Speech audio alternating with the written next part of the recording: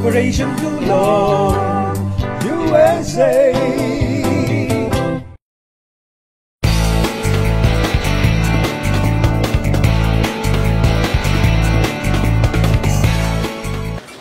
Maraming salamat mga ka-Pilipino at mga ka-OFW.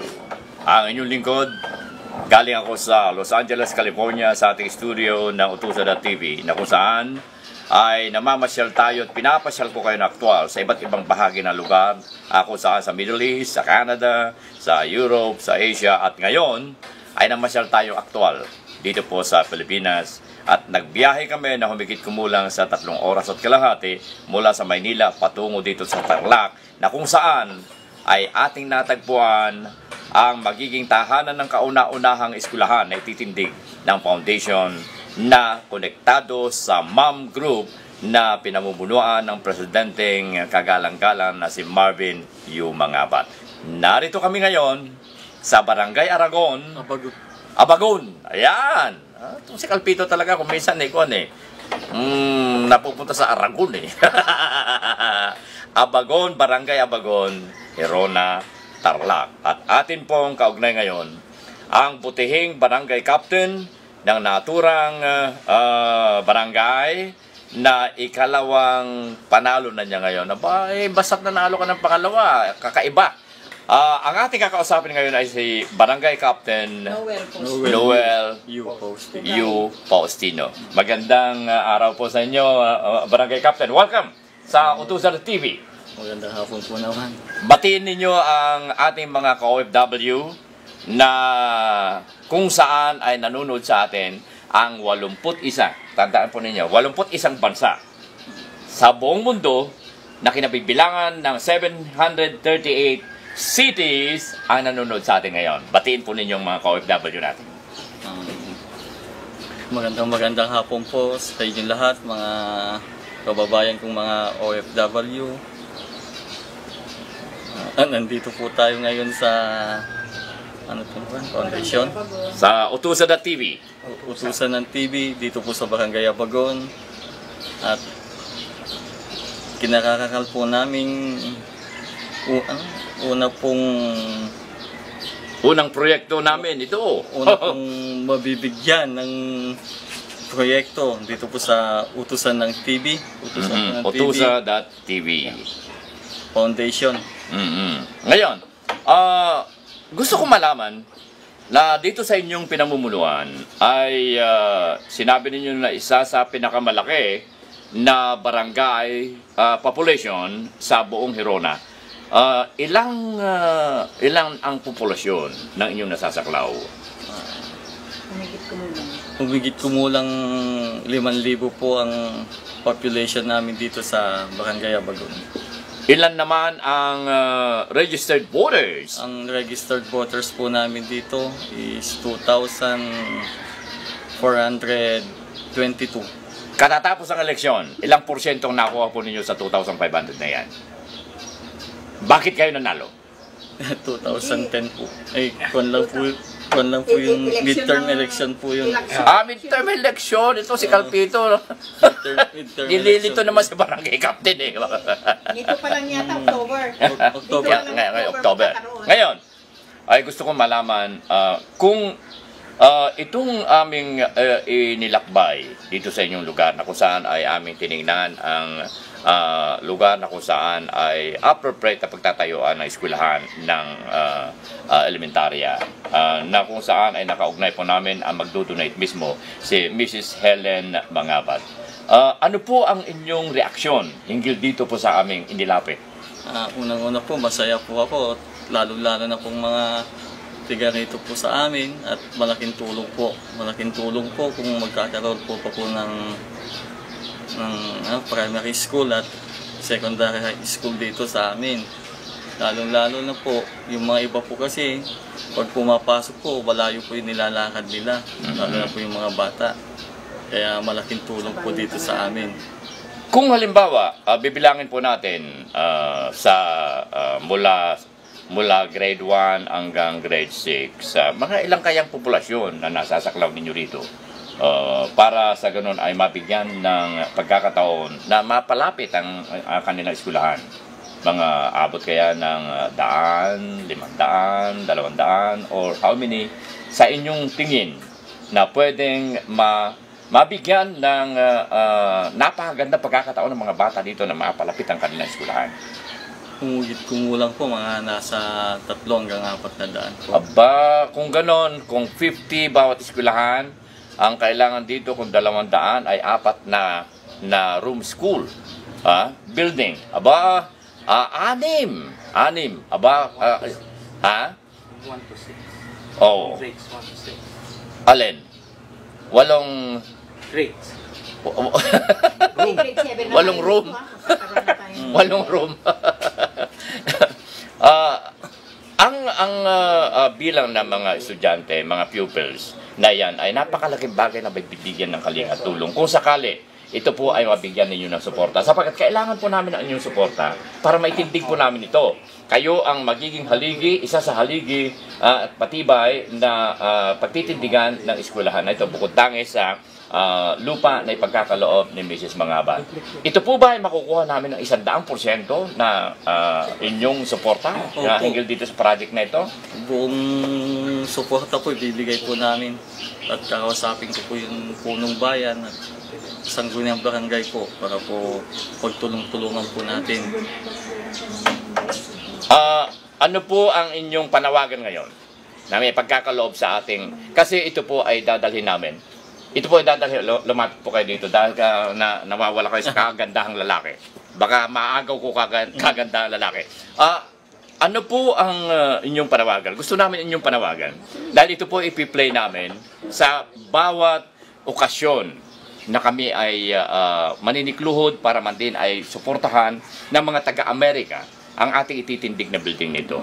Gusto kong manggagaling mismo sa inyong panawagan na suportahan nila ang eskwelahan na ititindig po natin dito. Go ahead. Nananawagan po kami dito sa Barangay Abagon na sana po suportahan po natin itong proyektong ito ng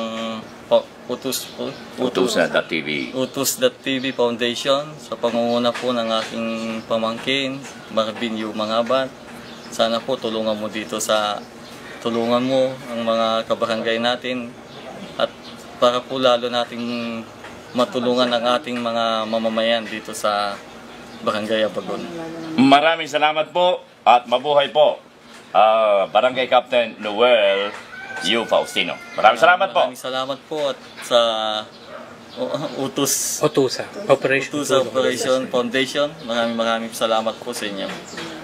Mga Kapilipino, ito po ay direktamente namasyal po kami dito sa Abagon. At nakita po natin, at ipakikita po namin sa inyo yung lugar mismo.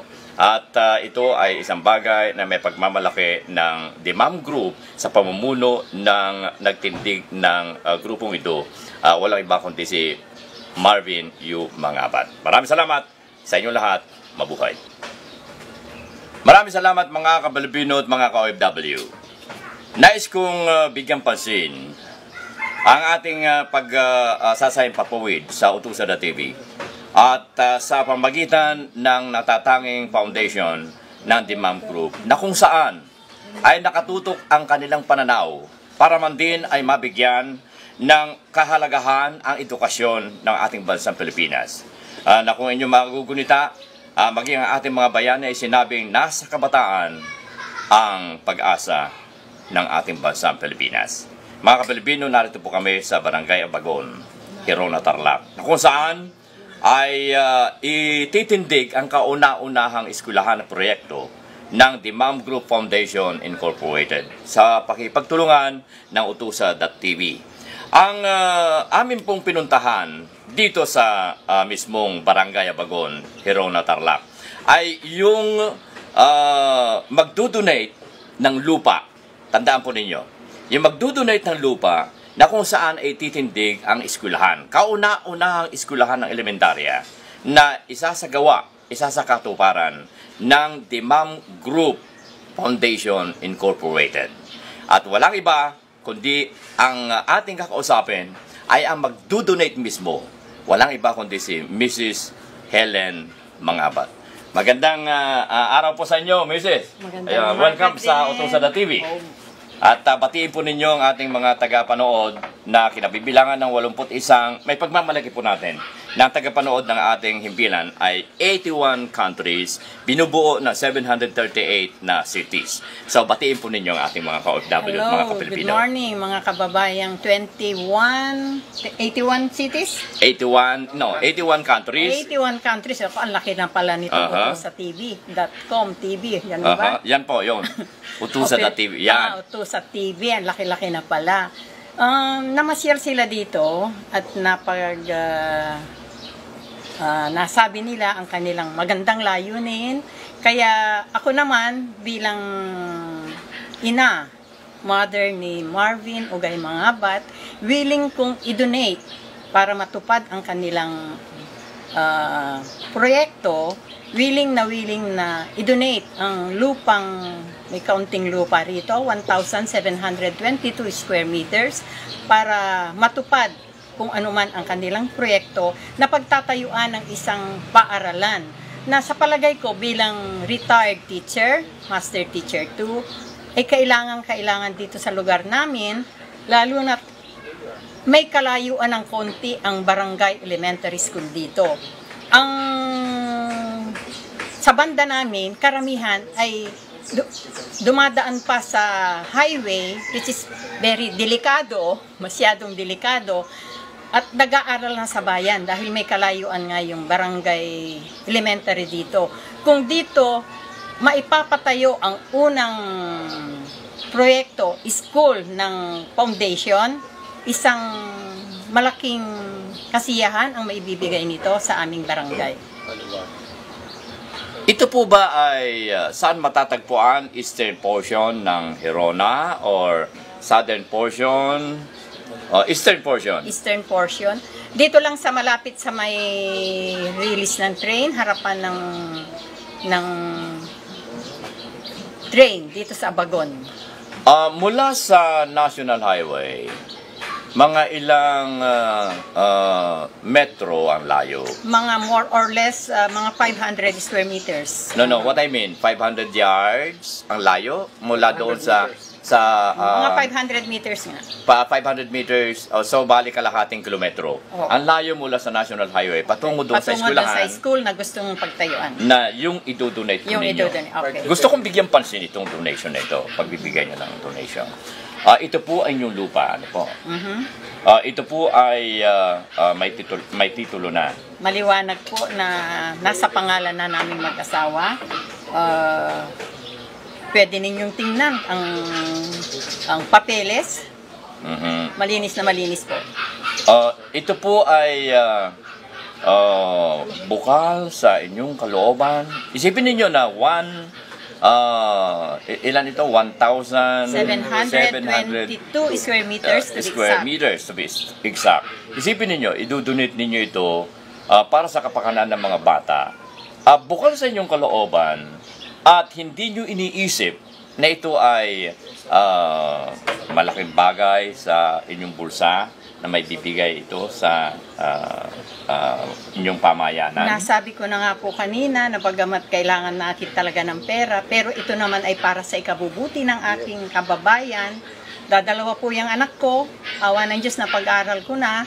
Kaya itong lupang ito, kung para sa ikabubuti ng mga bata, para hindi sila mapahama kasi dadaan pa sila karamihan sa highway, ay buong puso ko pong ipinagkakaloob sa inyo. Alam po ninyo, naninindig ang aking balahibo, hindi siya natatakot. Naninindig ang aking balahibo dahil sa nakurot po ninyo ang aking damdamin. Bilang guru po, retired teacher, nasabi ko na nga na ang puso ko ay nandyan sa pag-aaral ng ating mga kabataan. Kaya kung ako po, personal ninyong tatanungin, 100% po ang bukal na bukal sa loob ko na ipagkaloob ito sa foundation.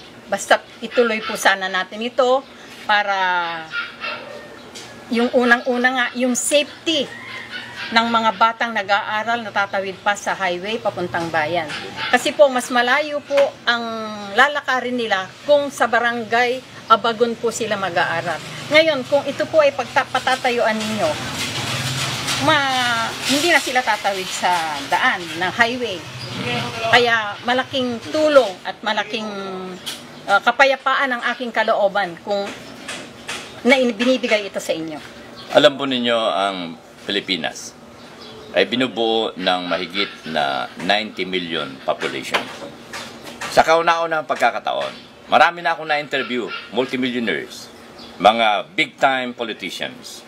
Wala akong tinaringgan na nag-donate ng bukal sa kanilang puso ang katulad ng inyong binitiwang pangako. Salamat naman po. Basta pag natuloy ito, proyekto ninyong ito, buong puso ko po itong pagkakalob para sa aking mga kababayan. Matanda na rin po ako, may edad na, napag-aral ko naman ng aking 2 anak, para naman meron akong maiwan na magandang alaala at yun nga, maging safe yung mga batang nag-aaral sa bayan. Ito po ay kauna-unahan ninyong pagbibigay ng kalingat tulong sa inyong pamayanan? Alam po ninyo nais ko itong explore dahil katulad ng nabanggit ko sa inyo, nakurot nyo ang aking puso, damdamin at diwa dito po sa inyong aksyon na ito. At nanindig ang aking balahibo, pambihira ko manindig ang aking balahibo. Nagko-cover ako ng mga gyera, pero hindi tumitindig ang aking balahibo. Pero sa ganitong pagkakataon ay kinurot nyo ang aking puso. Nanindig ang aking balahibo dahil sa, ewan ko kung gusto kong lumuha, gusto kong humalakhak dahil sa kaligayahan. Dahil tignan ninyo, mga Kapilipino, saan ka makakukuha ng mamamayang Pilipino sa ganitong pagkakataong hirap ng buhay na magdodonate ng ganyan? Marami na ako nakausap na interview ng mga politiko. Kagaling na magsalita. Pero ni Kusing, wala man lang silang ipinangako mula sa kanilang bulsa, kundi mangangako, manggagaling din sa pera ng pamayanan. At ewan, baka kutakutin pa nila, makulam ko pa sila eh. So, Mrs., isang karangalan. Tayo po yung mamasyal dyan sa inyong lupa na idodonate at kukunan po natin ng footages at labis-labis kami nagpapasalamat. Manny Cruz, nais kong mag-join ka rito para sa ganun ay paabot ang inyong pasasalamat kay Mrs. Mangabat. Mga Kapilipino, ito po ang CEO ng Dimam Group, Marvin U. Mangabat Foundation, si Manny Cruz. Manny, nais kong kamayan mo si Mrs. Impossible, akapin natin! Dahil, isipin mo, so, nasa sa iyong pagkakataon para man din ay paabot ang taus-pusong pasasalamat kay Mrs. Mangabat. Go ahead. Sa kabuuan po ng Utusa.TV Foundation, nagpapasalamat po kami sa inyong donasyon para dito po sa proyekto namin na makatulong sa mga kababayan natin dito, lalo na sa mga bata, dahil naantig din ng puso namin na nakikita pa na namin na malayo pa nilalakbay ng mga bata para lang mag-aral.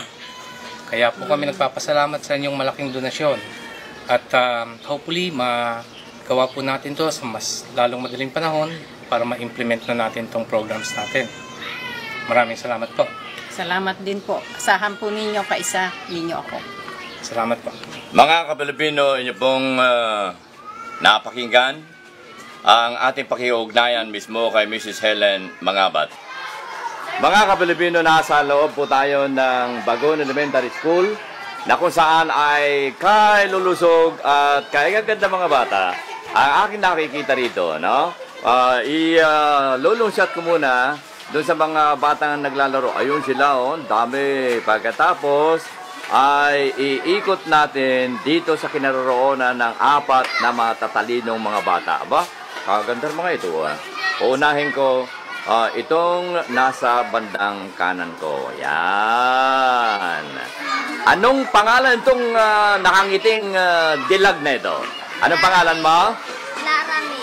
Ha? Clara May po. Clara Mel. Anong iyong apelyido? Mauricio po. Ilang taon? 11 po. Anong grade? Grade 6 Earth po. Kung ikaw ay lumaki at mapunta sa kolehiyo, anong iyong pangarap na maging? Maging teacher po. Maging teacher. Okay. 2 plus 2. 4. Ha? 4 po. 4? Oh, ang galing mo naman. 1,000 plus 1,001. 2001 po. Opo, give me 5. Oh, wow, ang galing naman. Ikaw ay, anong paborito mong subject? Math po. Math. Okay, wala kang paboritong music? Wala po. Marunong ka kumanta? Hindi po. Marunong ka tumula? Hindi rin po. Marunong ka magkwento? Hindi din po. Hindi rin. Naku, talaga din naman. Taga saan ka? Masuri po. Ha? Masuri po. Masuri. Saan dito banda?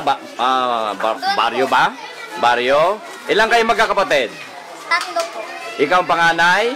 Pangalawa po. Ikaw ang pangalawa. Okay. Anong pangalan ng iyong tatay? Roy Mauricio. Anong pangalan ng iyong nanay? Lourdes Mauricio. Anong pangalan ng iyong kapatid? Nabuso. Loris Mauricio. Marunong ako magsayaw. O, sige, sumayaw ka nga. Hindi po. Hindi rin. Okay. So, standby ka lamang dyan, ha? Okay. At ililipat ko ang camera dito sa isa pang... aba? Artista ka ba? Ha? Hindi po. Hindi ka artista? Hindi po. Paganda mo naman eh. Anong pangalan nitong artistang ito? Maria Angelica Ramiro. Maria Angelica. Ramiro. Kaano-ano mo yung teacher? Mama ko po. Eh. Ilang kayo magkakapatid? 2 lang po kami. Anong pangalan ng mama mong teacher? Angelina D. Ramiro. Anong grade ka? Grade 6 earth po. Ha? Grade 6 earth po. Grade 6. Opo. Wow. Ilan taon ka na ba? 11 po. 11. Di bali 5 years old ka lang nung mag-grade 1. Illegal yun! Anong paborito mong subject? Mathematics. Mathematics. Wow, talaga din naman. 8 times 21. Ay, 21 times 8. Baliktad pa. Si Calpito. Ano ba yan? Ha? Bakit kayo nag-a-answer? Ha? Ba't ikaw nag-a-answer? Ha?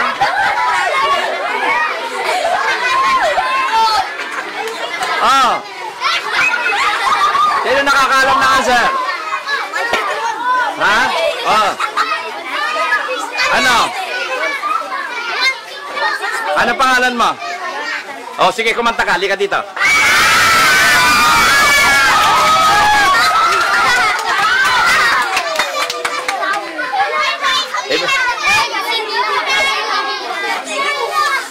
Ibalik natin dito sa bungal na ito. Ikaw ba marunong kumanta?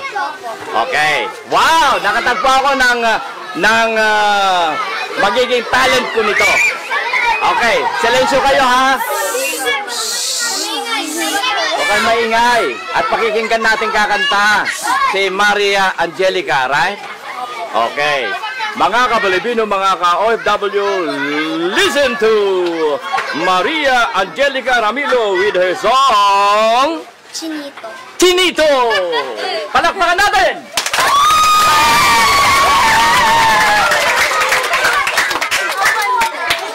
One, two, three. Silensyo kayo, ha?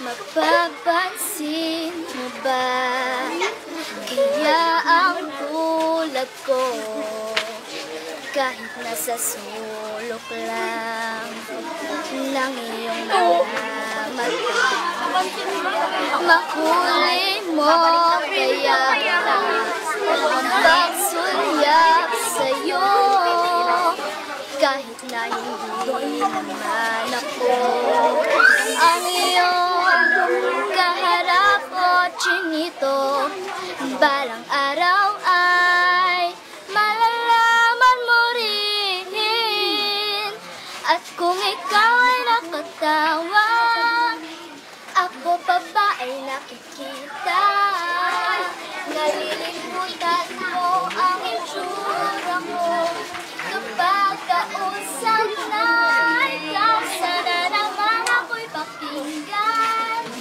at lang ikaw ay malinawan dahil sa biyag mo ang aking paningin at Chinito.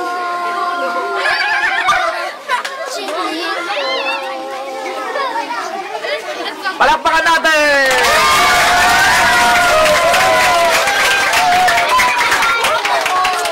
Give me 5. Wow! Thank you very much. Meron na ako nakakita na artista ngayon. Ngayon ay tingnan natin kung may laban itong binatang ito. Anong pangalan itong binatang ire? Rob Kirby po. Ano? Rob Kirby po. Hindi ko marinig. Rob Kirby po. Dab. Rob Kirby po. Rob Kirby po. Rob Kirby. Kirby po. Kirby. Rob Kirby. Oh. Saan mo nakuha yung pangalan na yun? Ang apelyido mo na yan. Kirby. Ang pangalan mo ay Rob Kirby Calpito. Hindi tayo magkamag-anak. Ano ang apelyido mo? Din po. Ha? Din. Din. Oh. Rob Kirby Din. Kirby din ako. Ilan taon ka na? Mag-11 po sa July 7. Aba. July 7? 17. July 17. Happy birthday in advance. Uwan na. Uwan na. Hindi, nagkakamot na ako. Hindi ako.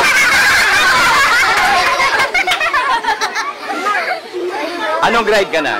Grade 6 Earth po. Grade 6 din.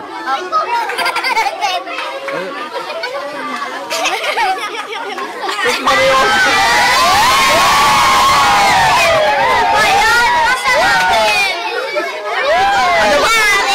Ano ba kinakain mo? Ba't ikay? Napag-iwanan? Ha? Taga saan ka? Diyan po may sandok. Ilan na ang girlfriend mo?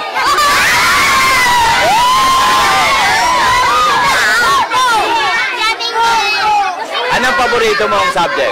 Mat. Math. Puro kayo math, ha? Aba, ang galing naman.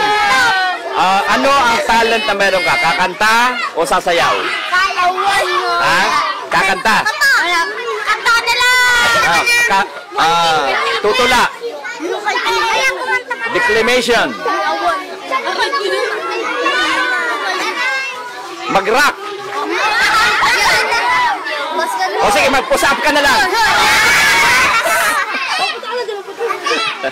Kung ikaw ay maging college, anong pangarap mo maging?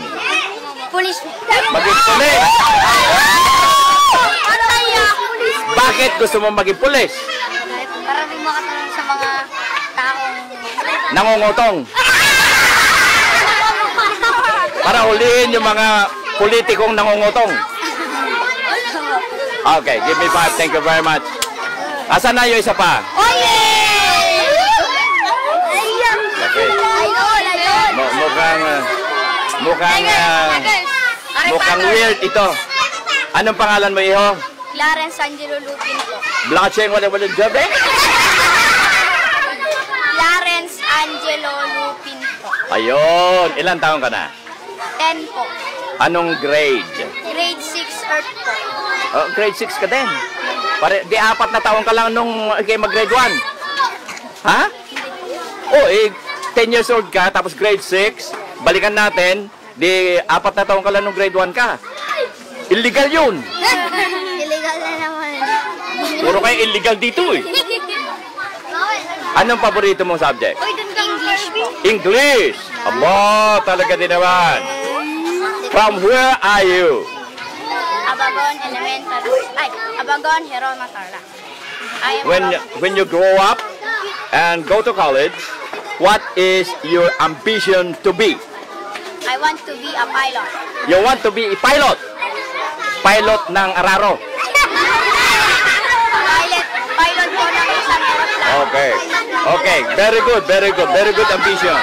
Why do you want to become a pilot? Why? Because you want to fly like an aswang.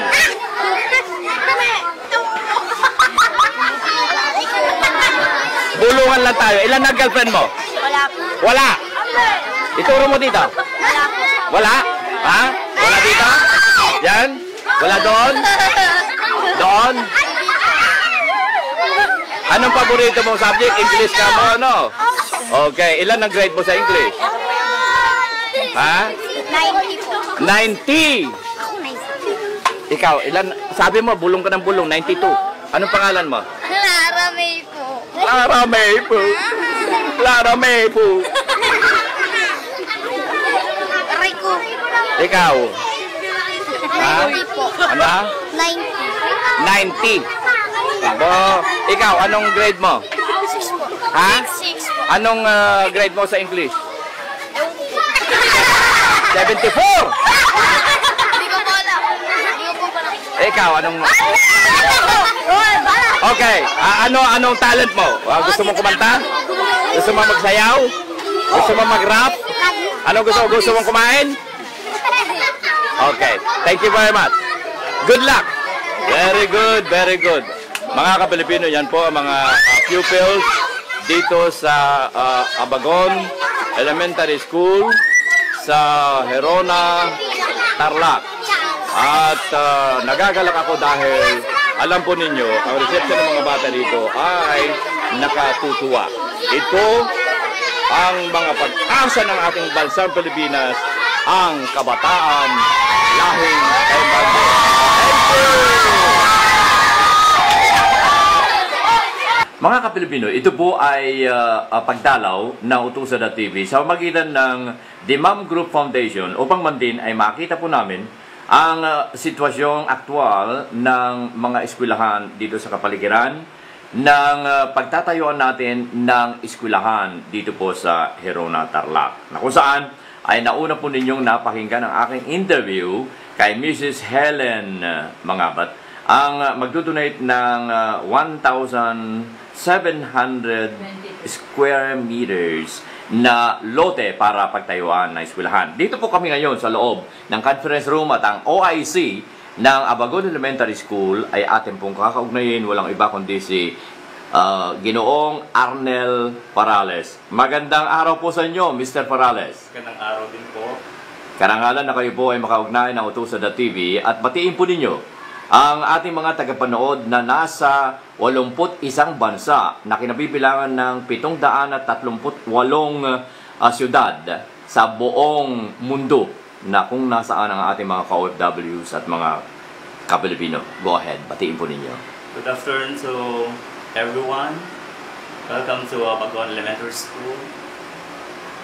I hope that everyone could extend their help to assist our school to give help to our necessities, especially for the benefit of our students.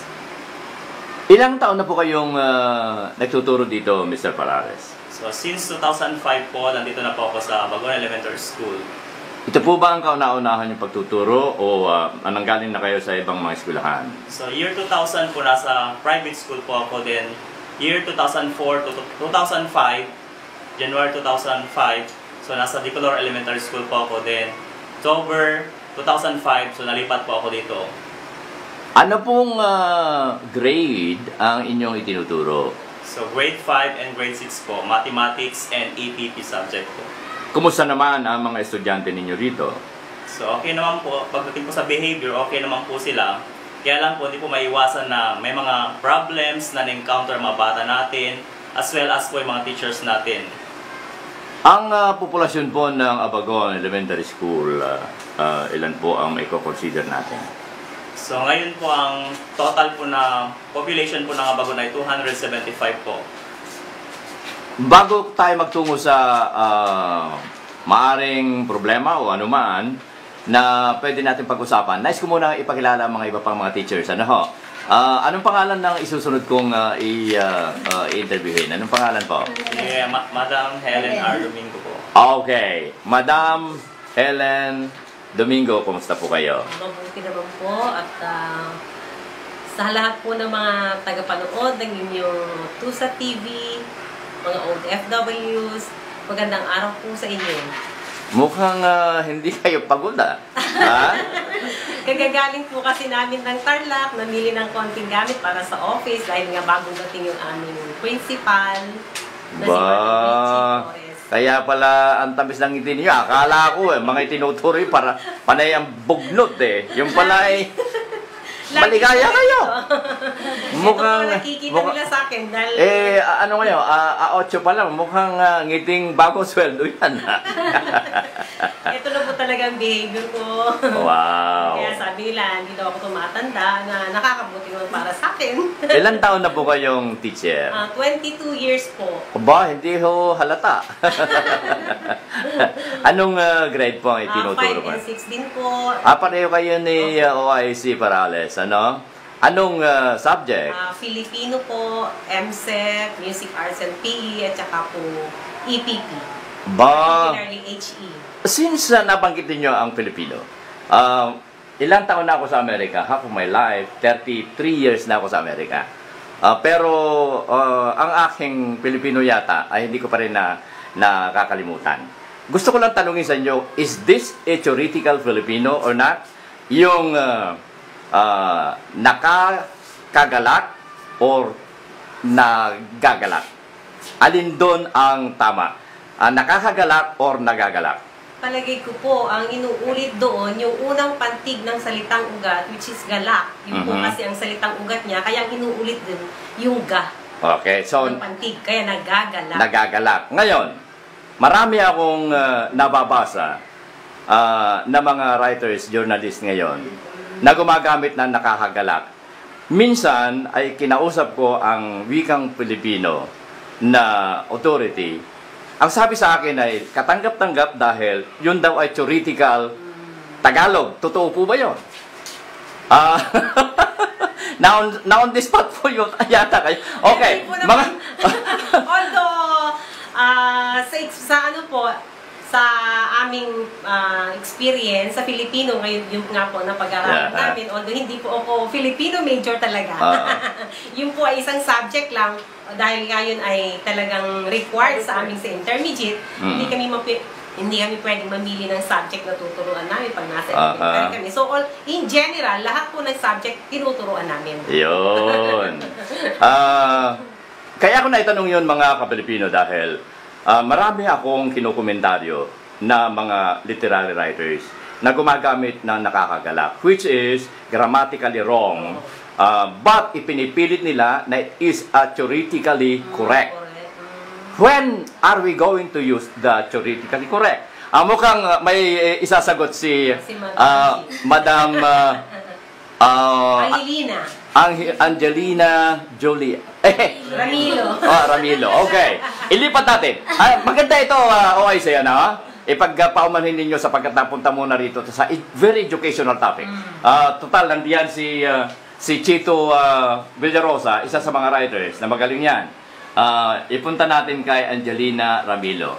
Anong masasabi mo dito sa theoretically correct or dramatically correct? Grammatically correct. Ang pagkakaintindi ko dun sa nakagagalak, parang sa ang emotion ko yung pinag-usapan ko. Pag yung nagagalak sa alam ko,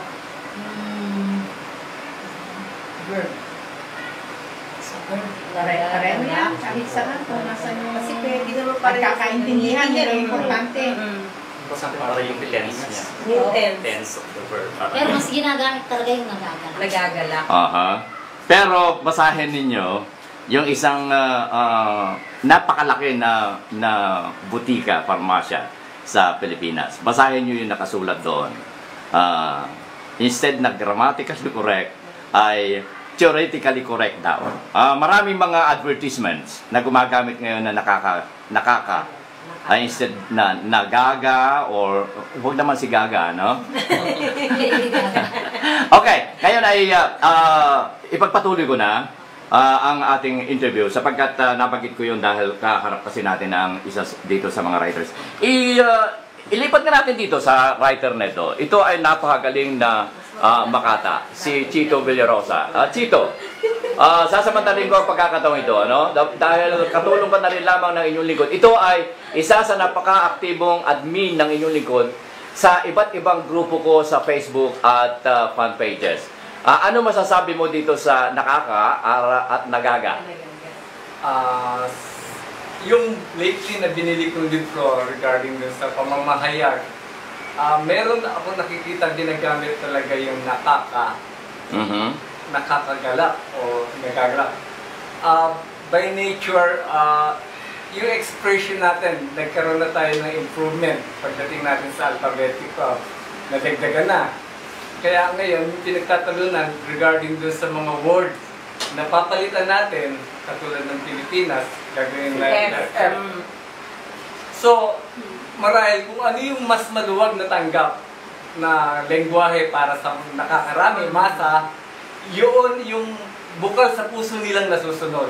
Bagamat kung titignan natin by technical, yung mga nakasanayan, so merong pagtutuwid doon sa mga baybayang ginagamit. So, kalimutan natin ang grammar.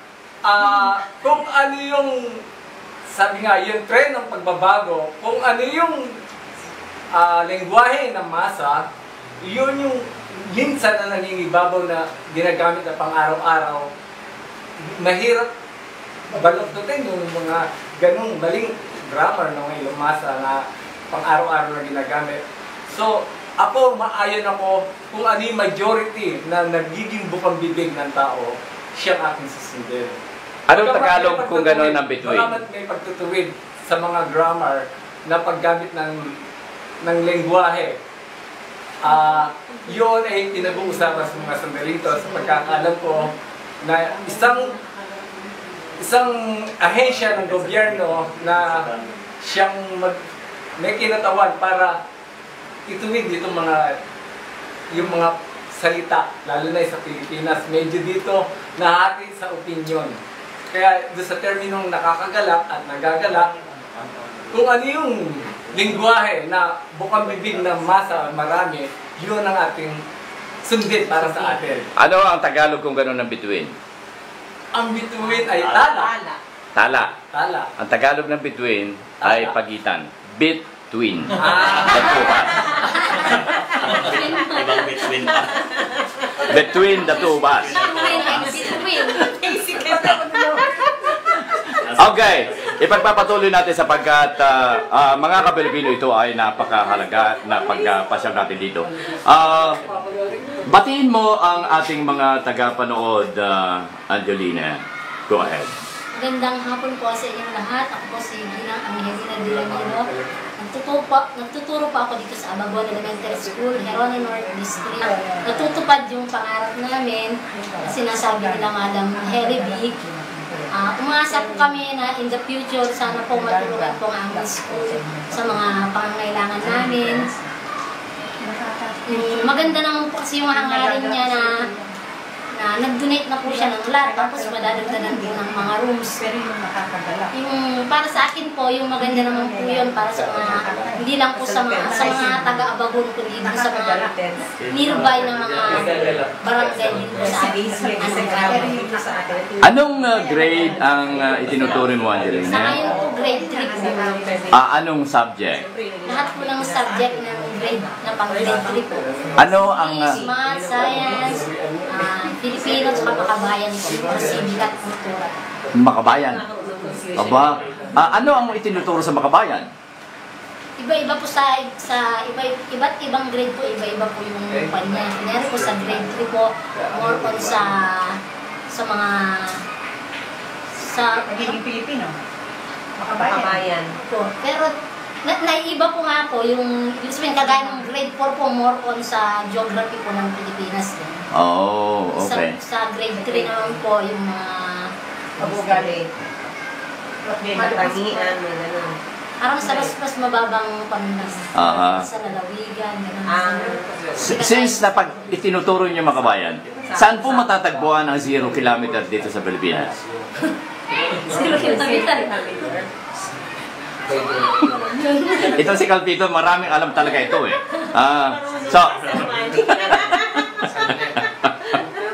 Okay.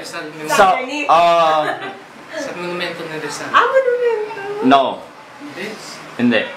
Nandun sa paanan ng flagpole sa monumento ni Rizal. Nandun sa flagpole. Okay, ngayon ay magtungo tayo. Marami akong nababanggit dito naman, ano? Okay. Gusto kong alamin kay Mr. Parales kung ano ang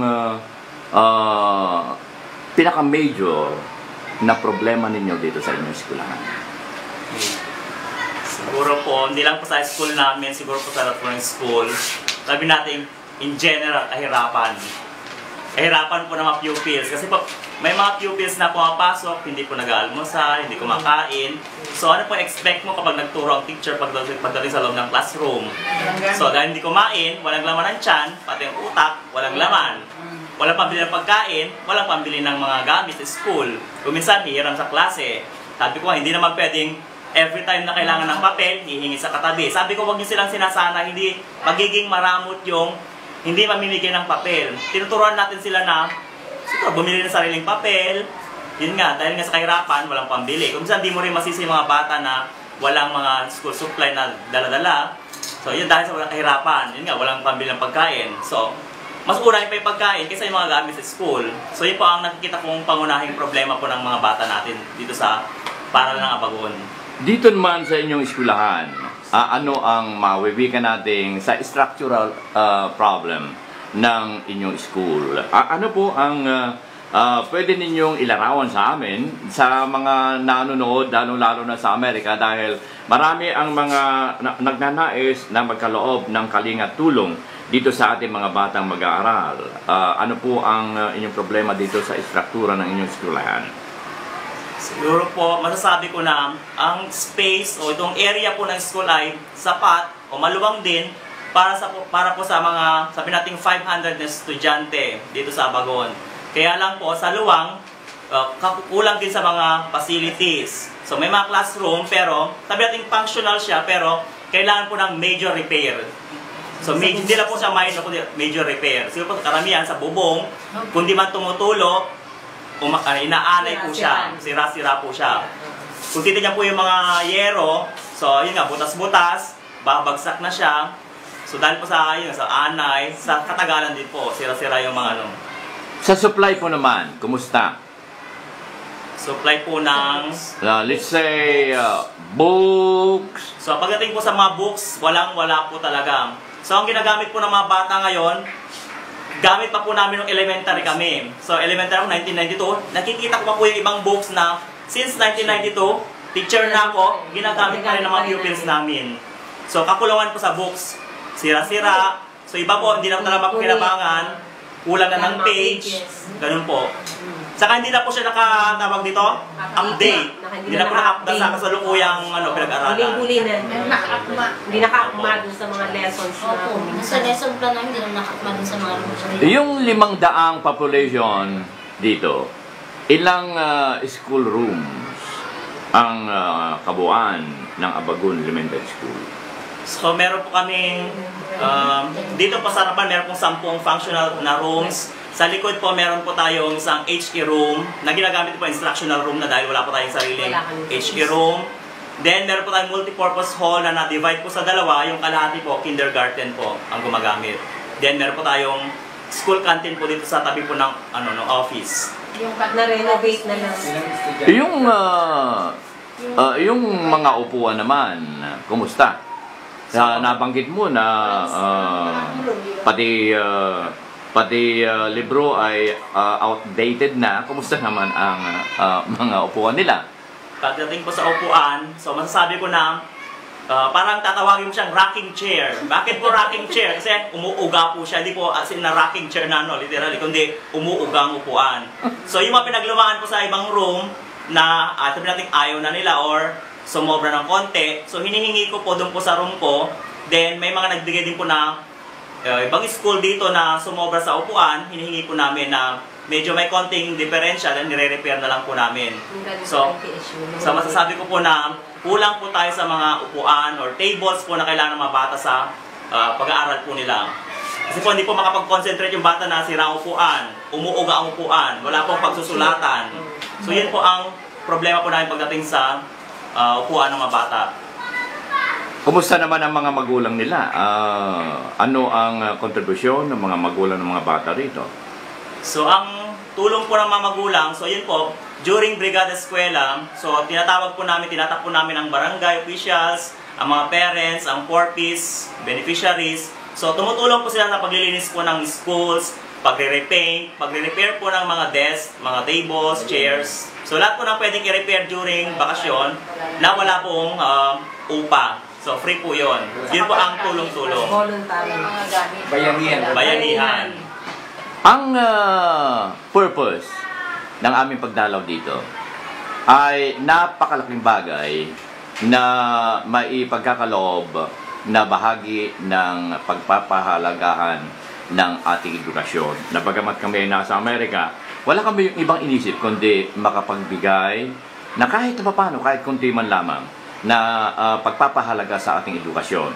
Meron kaming project, ang The Mom Group Foundation Incorporated at ng Utusa.tv ay mayroong project ngayon na magtatayo ng mapipiling mga eskwelahan na kung saan ay nakahandang maglikom ng salapi para magtayo ng school buildings at magtayo ng eskwelahan. Ano ang inyong reaksyon hinggil dito sa proyektong ito, Mr. Parales? So sa ngayon po medyo mahirap i-imagine na magkakaroon parang extension ng eskwelahan namin, although maluwang naman yung space. So maganda pong project yan.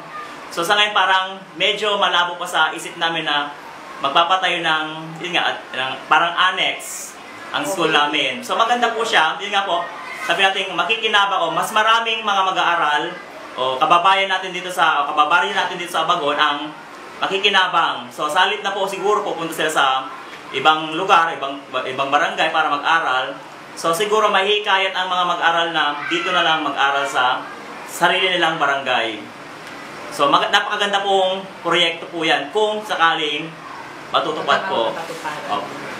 Ang Department of Education, wala ba silang budget para man din ay kahit man lamang takpan ng mga butas ng mga tumutulong mga bubong ninyo ay may pagkaloob ng Department of Education, something like that? Or yung mga iba't ibang ahensya ng gobyerno na pwedeng maraingan para man din ay bigyan ng kalingap tulong? Wala po ba?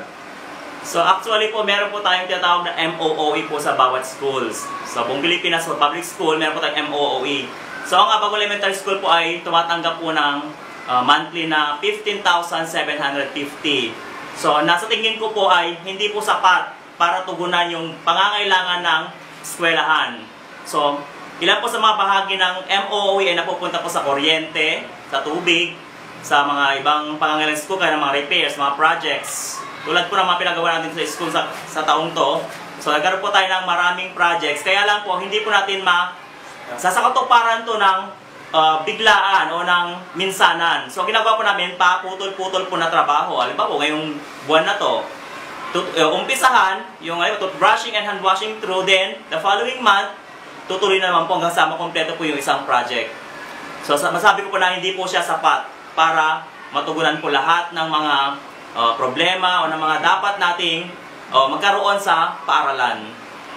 I-switch ko kay Madam Domingo.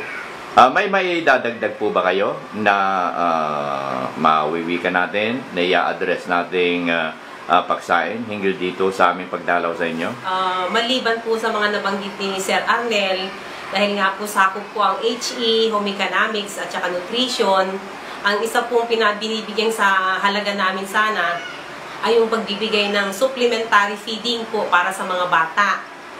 Ang kantin po namin ay kumikita ng 300 a day po sa araw-araw na upa ng kantin namin. Kaya lang, kung igagastos o gagamitin ko lahat yung 300 na yun para sa 30 na bata po, dahil sa ngayon po, meron akong 30 na nakatala dun sa severely wasted at saka wasted na pupils. Sila po yung mga batang nangangailangan ng pagkain dahil nga po kulang sila sa timbang. Karamihan po sa kanila, yun nga po nabanggit ni Sir na hindi po kumakain bago pumasok sa umaga. Kaya yun po sanang gusto kong adresan na sana man lang po pagka umuwi sila, hindi ko na rin nakikita yung mga follow-up na binibigay ng pagkain ng mga bata. Kaya nga dito sa school man lang sana, kahit pa paano, mabigyan namin sila ng karambatan o sapat na pagkain na kung saan magagamit nila yon pagka na gusto na sa timbang yung mga bata, magiging aktibo na sila sa loob ng paaralan, kahit paano hindi na namin magiging problema yung hindi sila nagiging sakitin, naiiwasan yung pagliban nila sa klase dahil kadalasan nga kung minsan nagkakasakit sila, madalas uma-absent na rin po dahil nga yung minsan walang baon, hindi sila nakakain. Yun lang po. Ganun din po sa subject ko, iisang libro po ang ginagamit ko sa HE na matagal ko na rin pong ginagamit yun. Nagsimula ako 1991 na permanent ako. Ang aklat na yun ng EPP na hanggang ngayon wala pa rin kapalit. Meron silang bagong isa na binigay sa akin pero iisa lang, ako lang may gamit, ang bata wala. Yun po. Huwag mo i-emphasize masyado dahil malalaman nila na yung lesson plan mo ay noong pang 10 years ago. Yung pong yung pong bata yung aklat na ginagamit ko. Okay. Mula kay Madam Domingo, i-switch ko kay Madam Ramilo. Ramilo o Ramilo? Ramilo. Ramilo. Ano ang may dadagdag ninyo na karagdagang informasyon na pwede namin i-digest? Ang pangunahing conflict po, problema ko po, hindi rin po kompleto o sapat ang mga books sa mga pupils ko. Lalo na po pag section B, yung mga, yung sobra-sobra na lang po, kulang-kulang po sa mga, kulang po para sa mga pupils ko. Kung ano lang yung tira-tira ng mga libro, nakukuha ko. Kahit din po sa mga chairs, kulang din po, tatlo po yung nakaupo din sa mga dalawang dapat. Opo, pang dalawaan lang po, tatlo po yung mga po, kaya nag-aaway-aaway po yung mga bala. Kulang po sa mga chairs, tables. I-switch ko kay Mr. Manny Cruz. Ito ang CEO ng Mama Group Foundation Incorporated. Siya ang CEO. At the same time, ang nagmamayari at presidente ng Mom Group ay partner ng Utusa.tv na kung saan ay saklaw din ng kanilang grupo. Mr. Cruz, ano po ang inyong maipaliliwanag dito sa ating pagdalaw sa Abagon Elementary School? Go ahead. Ang objective po ng pagdalaw namin dito ay para maintindihan ang pangangailangan ng mga estudyante, ang kakulangan nila sa mga gamit, at kung paano kami makakatulong ng tama at saan mailalagay ng tama ang mga pondo na maitutulong natin sa kanila. Ito ay pwedeng sa pagtayo ng building or improvements ng location ng mga eskwelahan, mga tumutulong bubong, pagbili ng mga bagong libro, mga papel, at pagpapayos ng mga kwarto, panikuran. Kasama na rin doon yung mga basic necessities ng mga bata. And hinihingi po namin sana ang suporta ninyong lahat, mga kababayan natin. Ito na ang panahon para magbigay tayo pabalik sa mga Pilipino. Hinihingi po namin ang tulong ninyo. Tulungan po natin ang mga bata dahil lahat naman po tayo, nanggaling din po tayo sa ganitong sitwasyon din. Sana mabigyan natin ng magandang kinabukasan ng mga bata, magandang foundation para sa kanila, para mas maging mabuting Pilipino at maging maayos ang kinabukasan nila.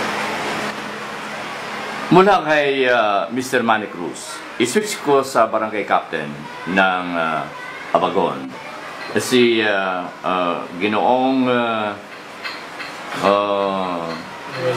Noel Faustino. Mr. Faustino, Kapitan, nakasanayan kong tawagin ang mga kapitbahay ko kasi ay Mr. Wala kasi kaming kapitan doon sa States. Ang tawag namin doon ay ni walang sir kundi puro pangalan. So, Kapitan, ano ang inyong nakikita dito sa dala-dalang proyekto ng The Mom Group Foundation Incorporated at ng Utusan.tv? Una po, nagpapasalamat po kami kung sakali po tutuloy ang inyong proyekto. Buong puso po kami nagpapasalamat at maraming mga bata po tayong matutulungan. Lalo-lalo na po mga facilities dito. Sana po magawa po natin ng paraan para po mapaayos natin. At umaasa po kami na sana po matutuloy ang inyong proyekto. Malaking tulong po dito sa amin. Maraming salamat po. Barangay Captain Noel Faustino. Ngayon ay i-switch ko sa nag-donate ng 1,700 square meters na lote para man din ay pagtayuan ng eskwelahan. Wala iba kundi si Mrs. Helen Mangabat. Mrs. Mangabat, ako ay katulad ng aking nabanggit sa inyo kanina. Kinurot ninyo ang aking puso doon sa inyong bukal sa puso na pag-donate ng inyong lote para mapagtayuan ng eskwelahan para sa kabutihan at ikaunlad na edukasyon ng ating mga kabataan. Nais ko malaman mula sa inyo, dahil kasama po kayo na dumalaw dito, nais kong makatas mula sa inyo ang impormasyon hinggil dito. Go ahead. Tulad ko na nasa dito kanina, buong puso, pinagkakaloob ang lupang natundag ko na 1,722 square meters. Basta kailangan ng mga kabataan. Unang-una kong rason, kaya gusto kong ipatayo doon, sapagkat karamihan po sa banda ng istasyon kung saan nakatayo ang malapit ng pinapatayuan ng bahay namin, karamihan po doon ay nag-aaral na sa bayan dahil mas malapit. Kaya lang, ang nakakatakot po doon, mga kabataang grade 1 to grade 6 ay tumatawid sa highway na kung mapapatayuan natin ang extension dahil nalalayuan po sila dito sa paaralan ng barangay ng Abagon at mapatayuan natin doon ay talagang po mas makakabuti at mas mahihikayat yung mga batang nasa bandang istasyon. Ayun po lamang, sana po lahat ng nakakasama natin, tulad ng sabi ko, kung puso po itong pinagkakaloob at sana as soon as possible narinig natin ang mga daig, mga kailangan, mga dapat nating ipagawa. Sana as soon as possible, asap na magawa natin ito. Kung ano mang kung kailangan, willing po ako. Yan lang po ang masasabi. Salamat. Mga panghuling pangusap, OIC Parales. Go ahead po. So, umaasa po kami na sana ang mga napag-usapang proyekto ay may sakatuparan po. Inasa po ni Mrs. Mangabat na sana as soon as possible po ay may sakatuparan na para mapakinabangan at magamit ng mga mag-aaral natin dito sa Barangay Abagon. Yun lang po. Mga Kapilipino, isang karangalan na ating pong nakaugnay ang mga kinaukulan dito po sa kapaligiran ng Barangay Abagon mula sa Barangay Captain sa magdodonate ng lote.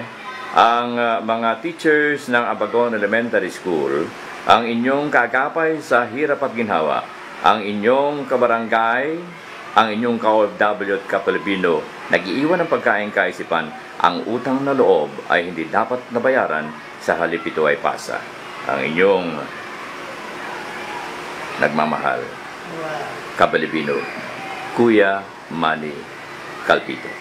Salamat at mabuhay. Operation Tulong USA.